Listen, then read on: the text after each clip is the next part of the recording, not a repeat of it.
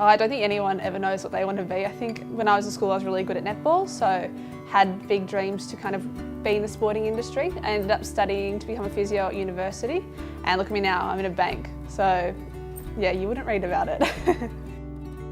When you graduate you do get a little bit scared of, you know, what's out there, where am I going to end up? I love my job, it's so diverse and every day I'm working on something different.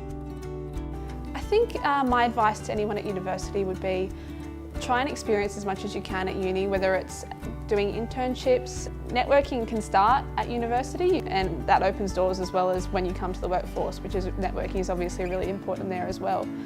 So when you are applying for a job, there are a few things that I'd suggest you probably do get up to scratch. So your LinkedIn, number one, make sure that that's all professional and polished and it is kept up to date. Number two, obviously your resume, hugely important. So keep it concise, 2 pages is a pretty good length, and you know, highlight what your aim is in the workplace. Don't make it generic, make yourself stand out and be different. The first thing your boss will do is look at your Facebook or your Twitter or your Instagram, whatever they can get their hands on, which is normal, it happens.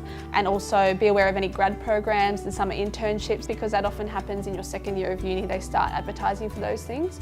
So something to be aware of is definitely to develop what we call an elevator pitch, or a 60-second overview of yourself. It basically gives people the opportunity to identify who you are professionally and how you stand out from the rest of the crowd. So here's a few tips on how to create one.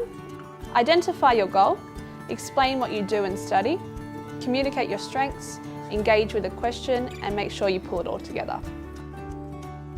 So personal branding is really important. Your personal brand reflects who you are, both you know, in a corporate sense and as well as outside of your organisation.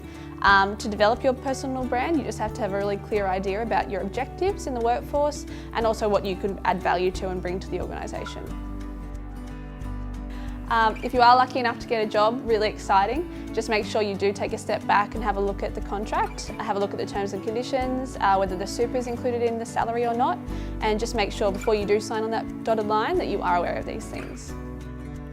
You're at work so many hours during the day that you really want to be in an organisation that makes you happy, and you know, you're spending that amount of time there, so you want to make sure the culture also matches your culture and your values.